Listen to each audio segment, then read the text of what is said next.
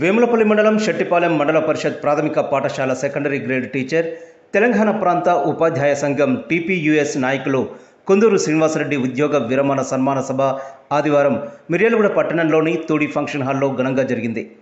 వేములపల్లి మండలం మొలకపట్నం గ్రామంలో 1964లో జన్మించిన ఆయన 1996లో ఉపాధ్యాయ వృత్తిని చేపట్టారు.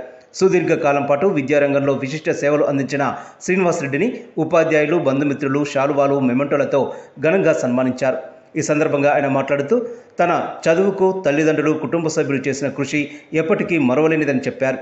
తాను చేపట్టిన ఉపాధ్యాయ వృత్తి ఎంతో సంతృప్తిని కలిగించిందని తెలిపారు. తనకు సహకరించిన వారందరికీ కృతజ్ఞతలు చెప్పారు.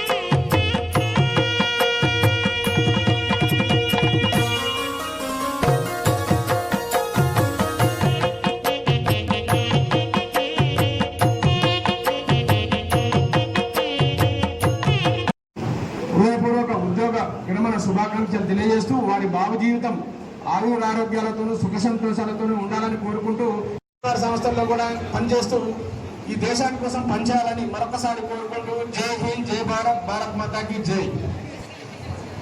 కర్మని బట్టే మనకు జన్మ వస్తుందని ఇంతకుముందు మాట్లాడినటువంటి వక్తలందరూ కూడా ఉపాధ్యాయ వృత్తి గురించి చెప్పారు. ఉపాధ్యాయ వృత్తి శ్రేష్టమైనటువంటిది. ఇది జ్ఞానదాన మహాయజ్ఞం అని చెప్పడం జరిగింది. అటువంటి జ్ఞానదాన మహాయజ్ఞంలో వారు ఆ వృత్తిలోకి రావడం అది దైవ నిర్ణయం.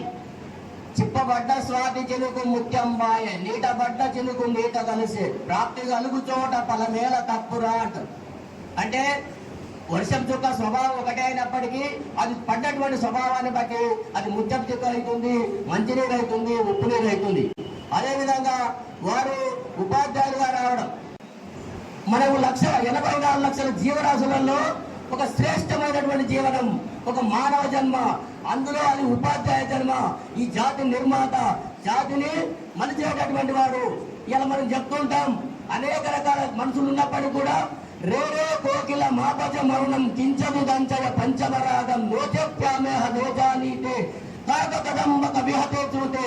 కాకుల గుంపులో కాకులు 1000 కాకులు ఉన్నప్పటికీ, కోకిలో కూడా కాకిలాగా నల్లగా ఉన్నప్పటికీ తన యొక్క గానం ద్వారా, తన యొక్క మాధుర్యం ద్వారా అది తన యొక్క గానాన్ని ఆలపించినప్పుడు కోకుల యొక్క గుర్తింపడం జరుగుతుంది. మొట్టమొదట నేను కలుసుకోవాల్సింది మా నాన్న, మా అమ్మ. నేను ఇంత మాత్రంగా ఉండగలిగినామంటే వాళ్ళ యొక్క దయ తప్ప నా గొప్పతనం అంటూ ఏమీ లేదు. రెండవది, తర్వాత నాకు మా కుటుంబ పరంగా అట్లనే సహకరించినటువంటి మా ఇద్దరు తమ్ముళ్ళు, మా మరదళ్ళు, తర్వాత ఇంకా అందరు మా అందరికి కూడా ప్రత్యేకంగా ధన్యవాదాలు తెలియజేస్తున్నాం. ఇంకొక విషయం కూడా చెప్పుకోవాలి. నేను 10వ తరగతి నుంచి డిగ్రీ ఫస్ట్ ఇయర్ వరకు 4 సంవత్సరాల పాటు మా చదువుకున్న చెన్నమేట్లో ఉన్న ఆమె ఎంతో ప్రేమలు చూసుకుంది. ఇప్పుడున్న కాల పరిస్థితులను ఆలోచిస్తే అప్పుడు మేము ముగ్గురం ఉంటుంది వాళ్ళ ఇంట్లో.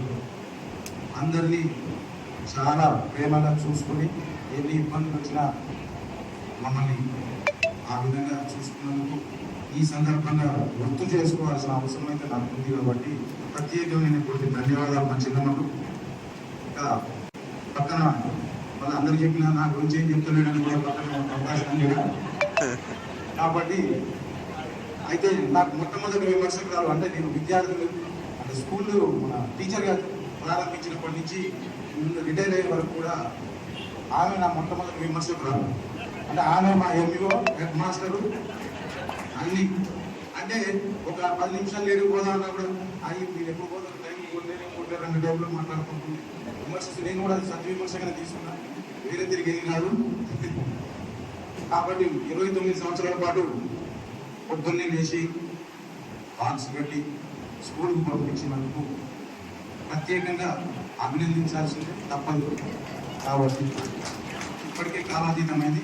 కాబట్టి ఇంతటితోటి అంటే ఈ కార్యక్రమానికి ఇచ్చేసి నన్ను అభినందించడానికి వచ్చేసినటువంటి సభ్యులందరికీ, బంధుమిత్రులకు, మరియు మా ఆర్సీఎం గ్యాంగ్కు, తర్వాత మా వెంకట సాయి అపార్ట్మెంట్ వాళ్ళకు, ఆ వెంకట సాయి అపార్ట్మెంట్ వాసులకు, ఇంకా ఇతర మా బాల్య మిత్రులందరికీ కూడా ప్రత్యేకమైనటువంటి ధన్యవాదాలు తెలియజేస్తూ